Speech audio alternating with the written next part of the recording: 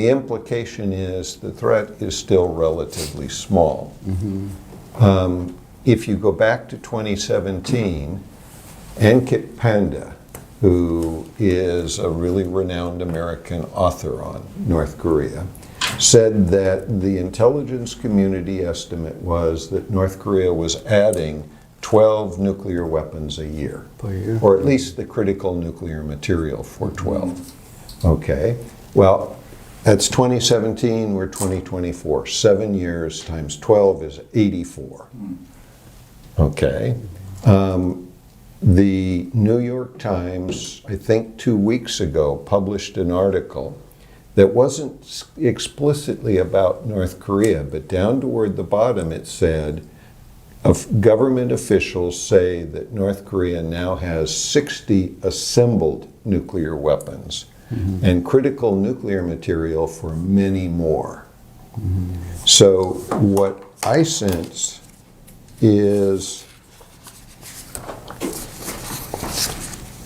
we have this buildup of nuclear weapons over time.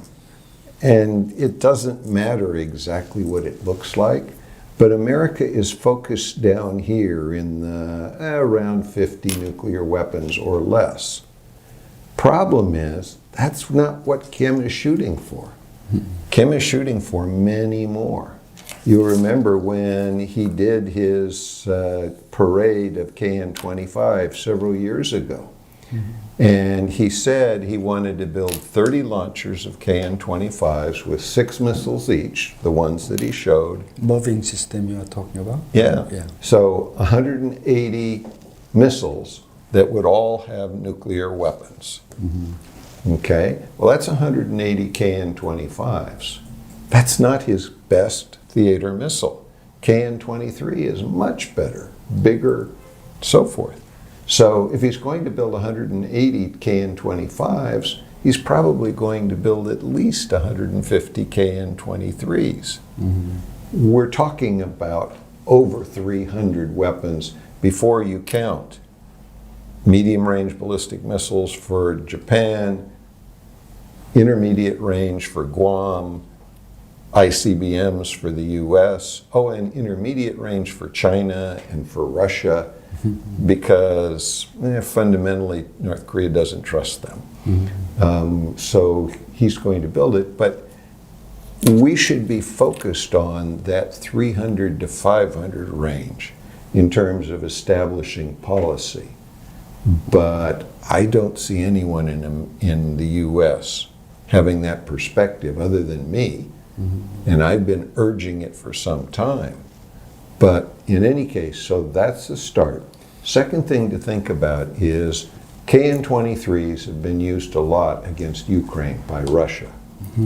The average fatalities per KN-23 is single digit, 3 or 4 maybe.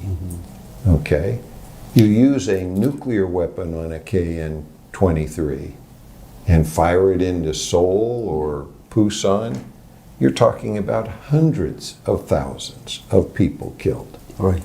So we're so fixated on Ukraine, we're not recognizing that that is really the low end of the potential threat. We've got to start thinking about that higher end. So those are 2 important backgrounds. Third important background is, you'll remember last summer, in June last year, the U.S. National Intelligence Community published a National Intelligence Estimate extract. It was about why North Korea has nuclear weapons. And 80. Intelligence said 80. Well, no, but this was just why do they have the weapons? And they said 3 reasons potentially: defense, offensive, and coercion. And they did this 4-minute video to show the areas that would be affected, the destruction, hundreds of thousands of people killed, almost 1 million, they say. 760 kilotons. 750. 750. 750, okay. So, and the Russians have kept some larger weapons like that, even though the U.S. has almost entirely abandoned them. So That's the kind of video they show. Well, the only country that's building that kind of weapon is Russia. I mean, they don't say this is a Russian threat in the video, but that's effectively what it is. Now, the video has got some serious flaws in it with regard to nuclear weapons effects.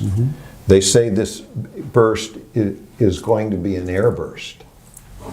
The airburst optimal for against a city is at 2,800 meters.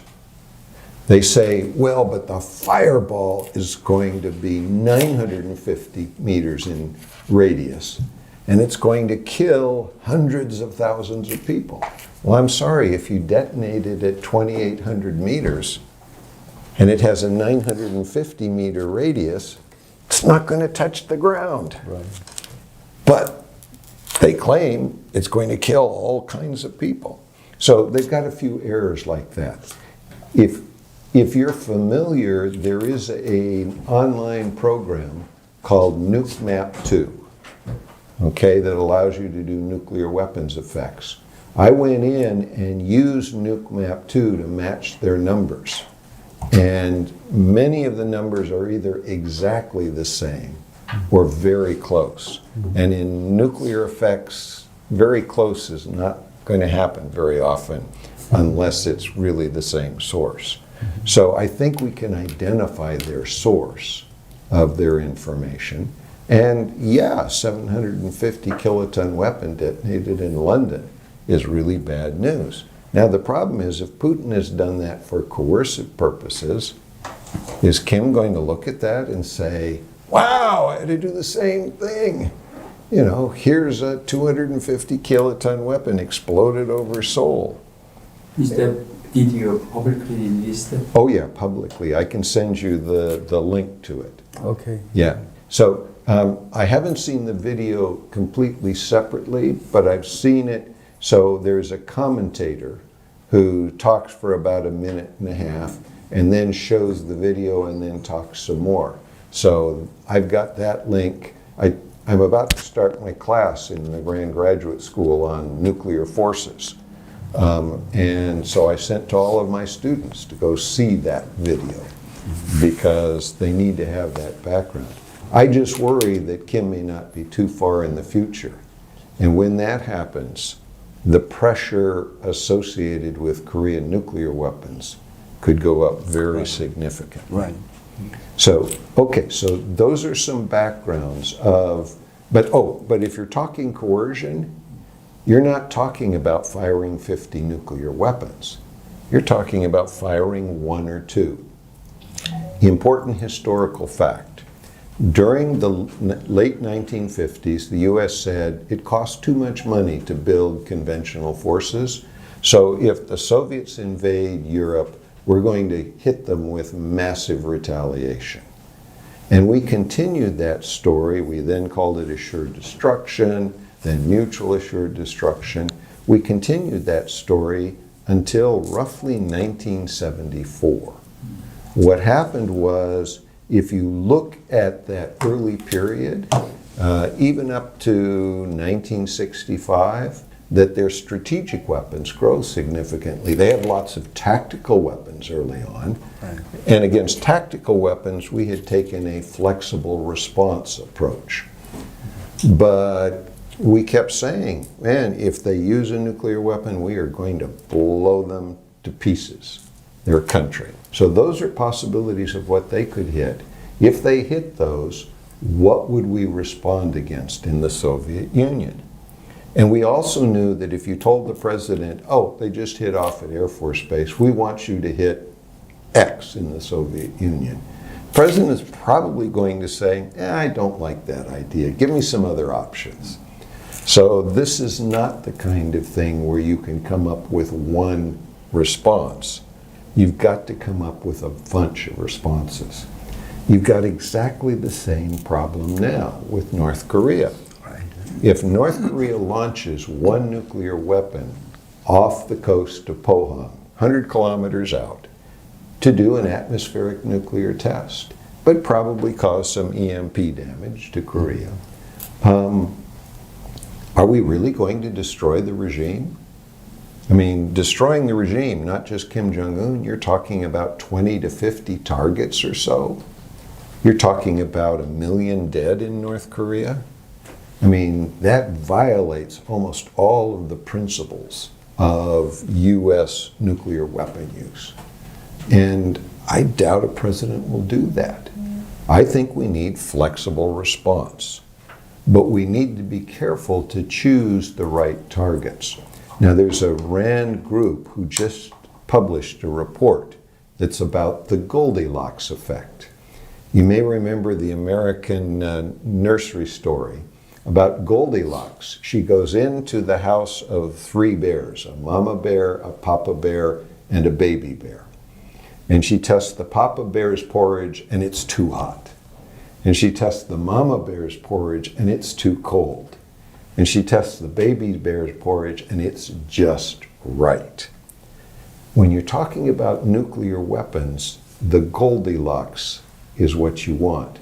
Because if he does a nuclear explosion off Pohang, and the president says, oh no, I don't want to use nuclear weapons, but we know where Kim is, let's target him with conventional weapons, that's probably too hot, because if he survives, he's going to launch a bunch of nuclear weapons.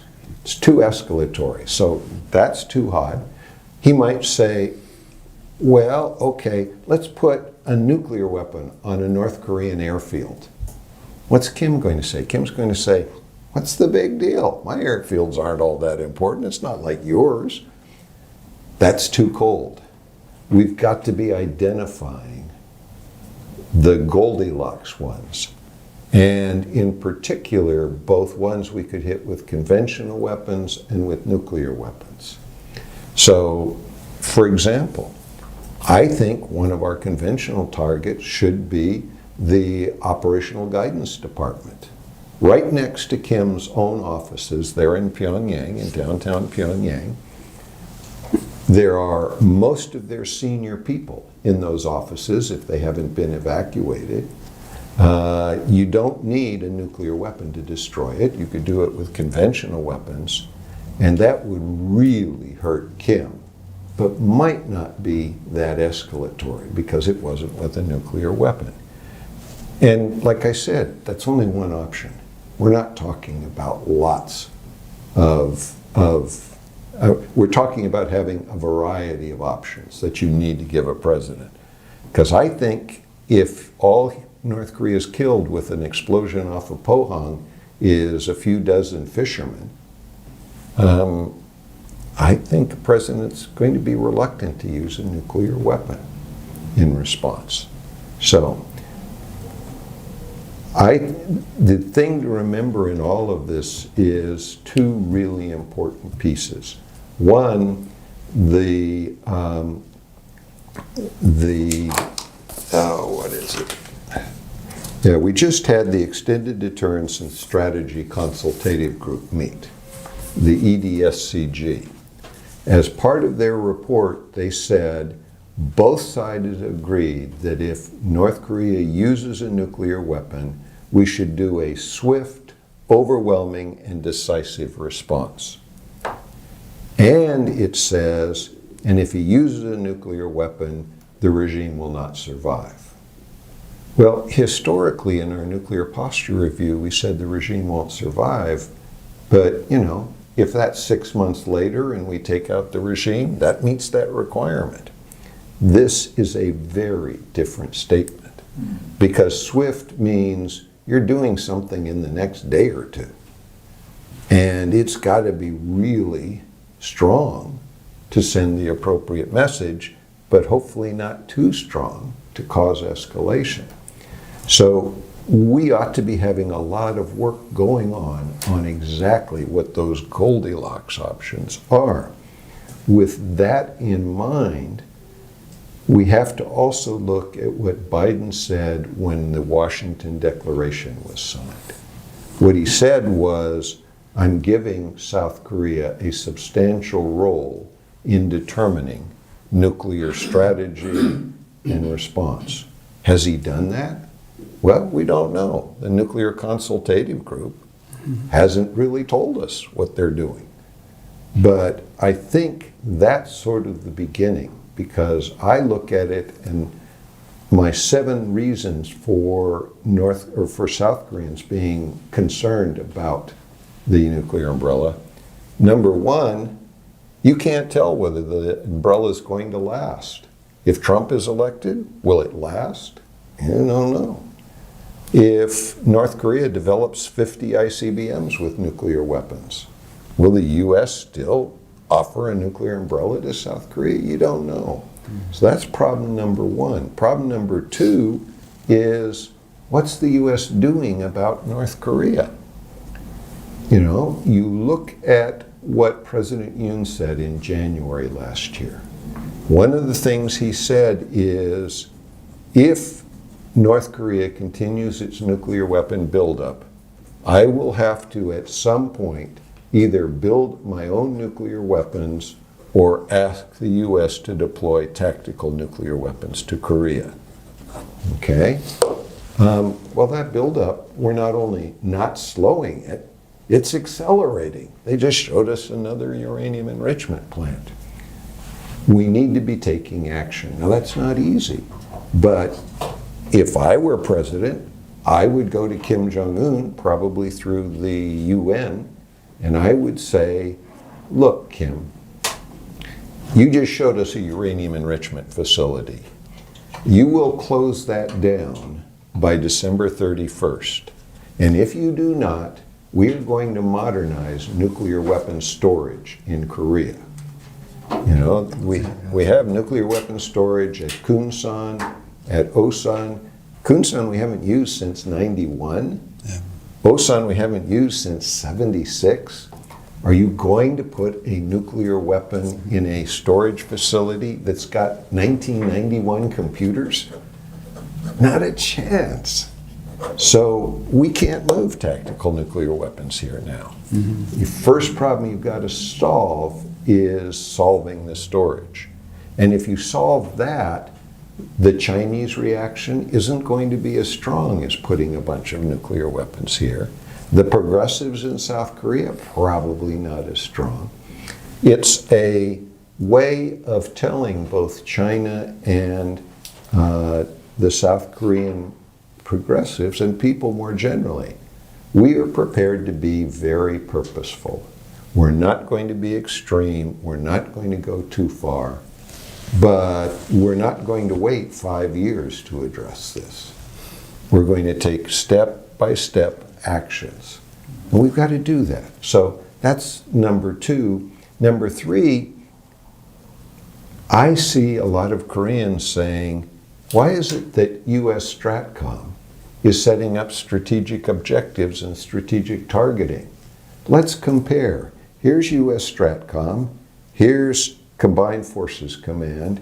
Here's ROC Government. Mm-hmm. Of those 3, who is most affected by the North Korean threat? Well, ROC Government, not Stratcom. Stratcom doesn't get it. CFC is okay as second, but so that's interest. Who's most interested?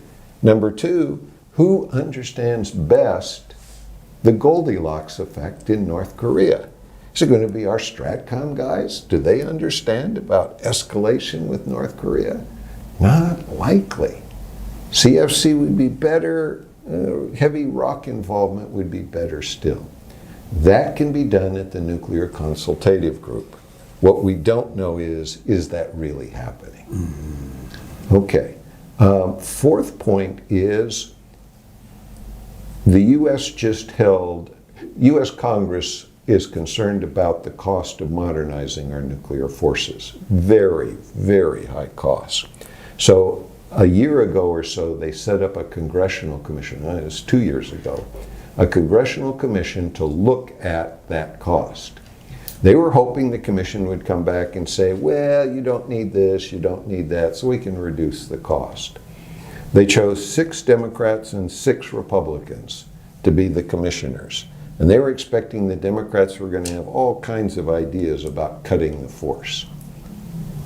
When the report came out, all 12 of the commissioners said the U.S. is not building nearly enough nuclear weapons. That is changing recently here. We adopted the new guidelines. The U.S. adopted new guidelines, but they haven't adopted new production plans. Oh, really? Operation guidelines. That's employment as opposed to. Yeah. So that commission is heavily lobbying in Washington, and they're not getting very far. They're getting a little bit of response, but the cost is just really making it difficult. That's a good background for you. Yeah. Because that tells you how difficult it is to get our government to consider any change with nuclear weapons. Anyway, those are 4 of my 7 points. We're probably up against your time. Yeah, but we already know that the South Korean enthusiasm toward the independent bomb. So we expect, what should we do before we want something from the Washington, you may have a lot of ideas, on my part, I emphasized always political stability, first of all, right?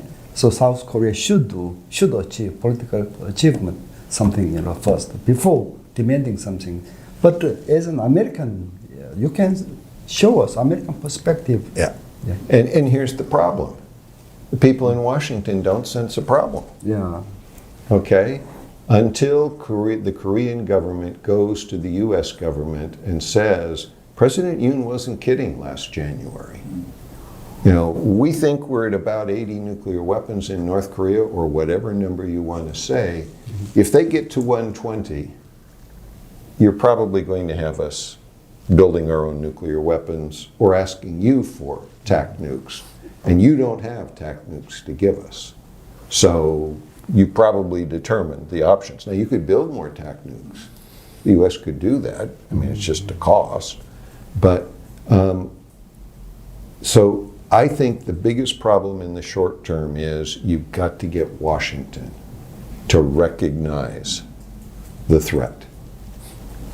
I think, secondly, you've then got to have options available to Washington.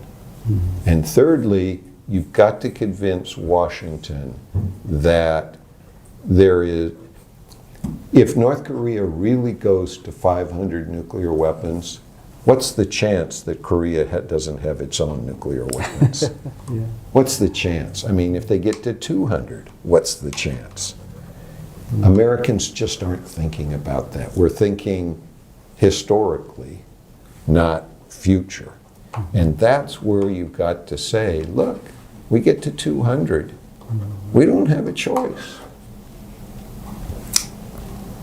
And so I think the issue is the case has not been made well enough.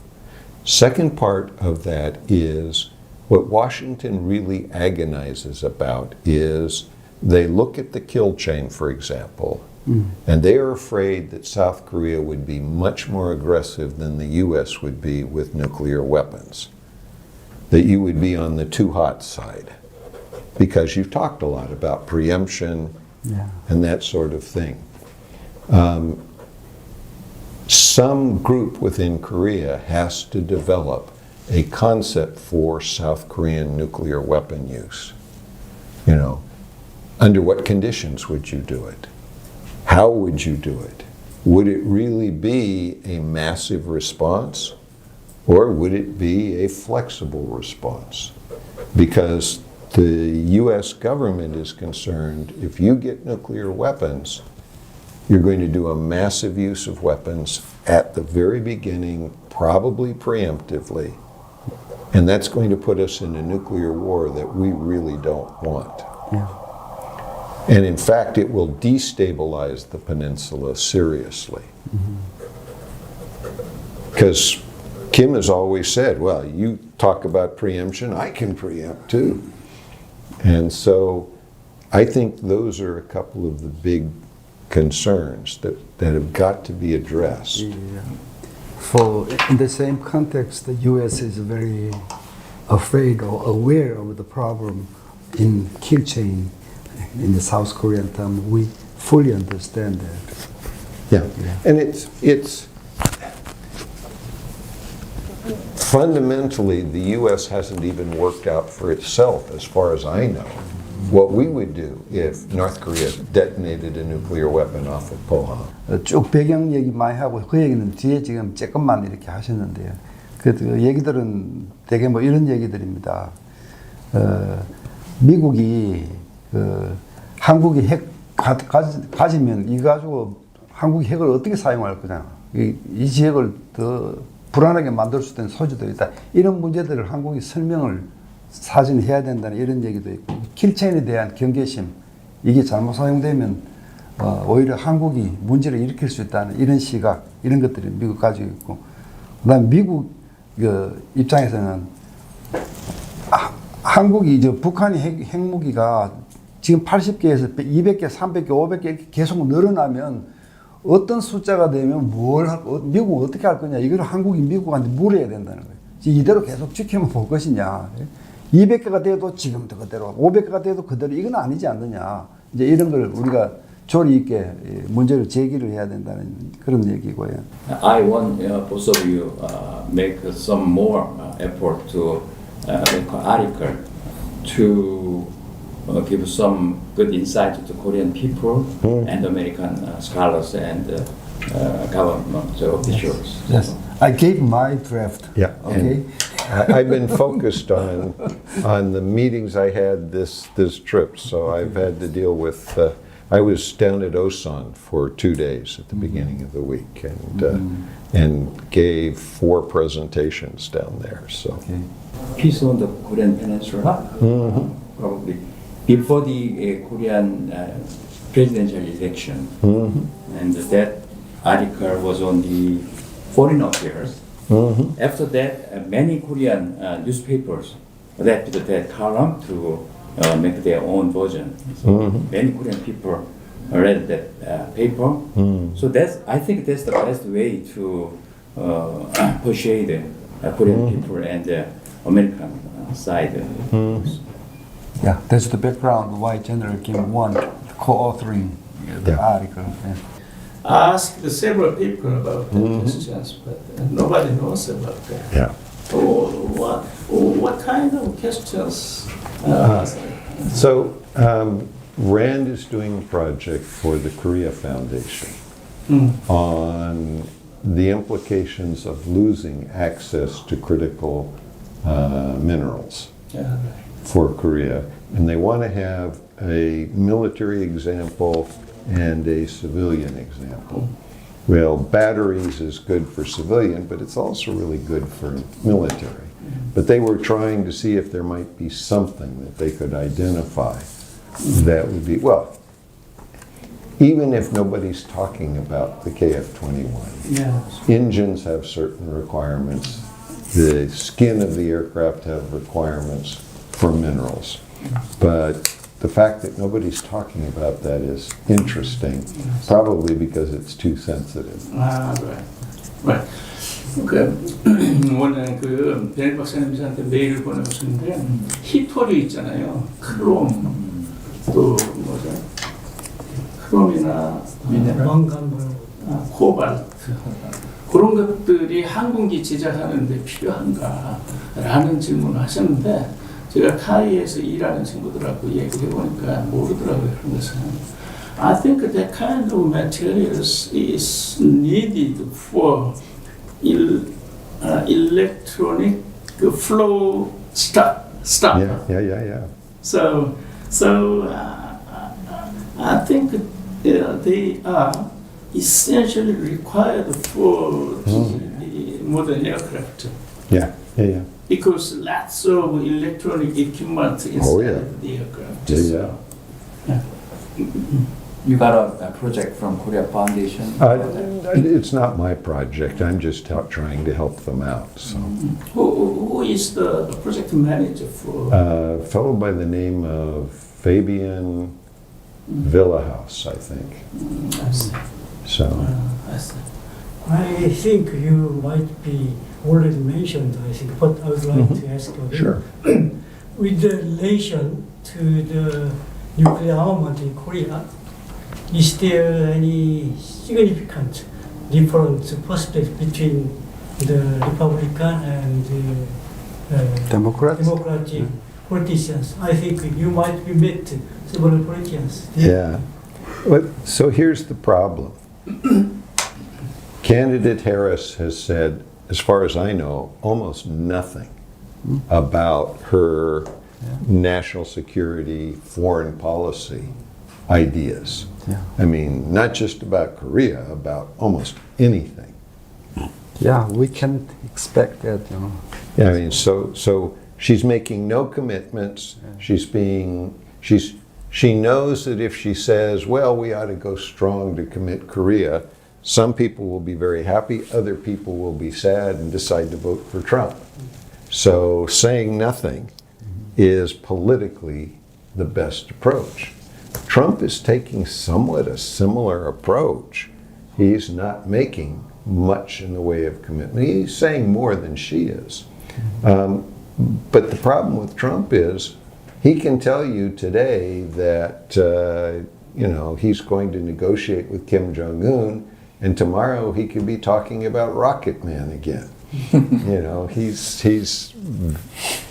He's quite variable, and we just can't predict what it is that the two candidates are going to do about Korea. I mean, given that neither of them have emphasized the subject, it's undoubtedly going to be heavily their Secretary of Defense. Even though President Trump sounded very anti-alliance, he many times said, okay, we will take our boys home, but many South Korean experts simply suppose that President Trump, if elected, will take the very transactional approach. So if we are ready to spend more money, then the alliance will become much more easier. Yeah, it will almost clearly become money. But I say the same thing that I said at the end of his administration. Trump insists on 5 trillion won, for example, a payment. Is the National Assembly going to say, oh golly, no problem, we'll give you, Defense Ministry, you get an extra 5 trillion won? Not a chance. If Trump asks for that, the National Assembly is going to expect that the Defense Ministry is going to have to take it out of its existing budget. So the Defense Ministry ought to be preparing a list of U.S. weapons it will not be able to buy if Trump asks for too much money. So I'm sorry, we can't buy any more F-35s. I'm sorry, we can't buy this, we can't buy that. And it should be publishing that list as soon as he is elected, if he is, because then the corporations that are selling those things are going to be very, very unhappy. Koreans can't convince Trump of how to handle this. Even for American businesses, it will be hard. But they've got much more leverage than Koreans do. You need to focus on the American businesses and help them realize what the impact is. You mean the military industrial complex, something like that? Exactly. Well, I mean, if Trump wants that much more money, he may not be able to buy all the F-35s you've been planning to. Lockheed Martin is going to be very unhappy because they're planning on that.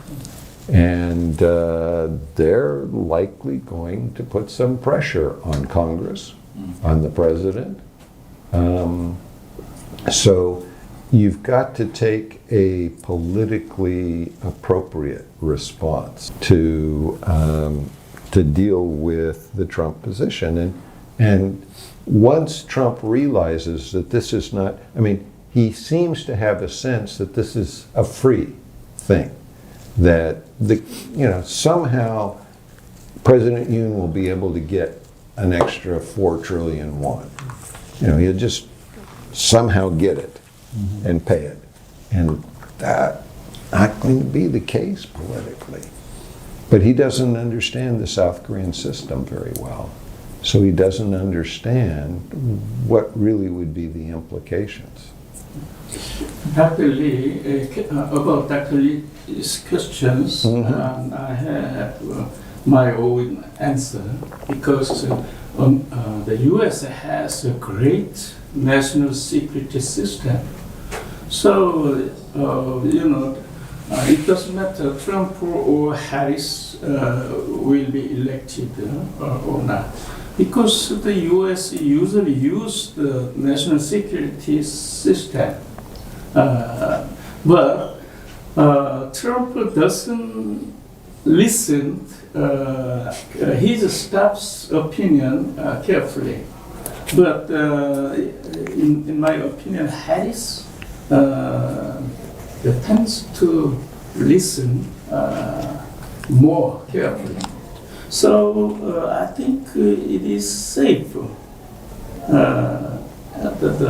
Kamala Harris rather than Donald Trump for Korea. That's my opinion. Well, the danger is Harris really favors domestic spending. She will likely, all of these congressional commissions who have said we're not spending enough on nuclear forces, we're not spending enough on all forces. We've just had 2 commissions come in on that. Yeah. I think she's going to say, well, maybe, but we've got to pay for abortions and we've got to pay for this and for that. So I think the danger with Harris is her natural inclination is to refocus on domestic issues with funding from the U.S. government. And so Trump's not likely to do that, but it's hard to tell what he's likely to do with regard to Korea and other issues. Korean invite you, and we please, when you go back to States, please make that point to many important persons in the States. Okay, gentlemen, I think it's time to close this meeting and let's enjoy the breakfast, right? Sounds great.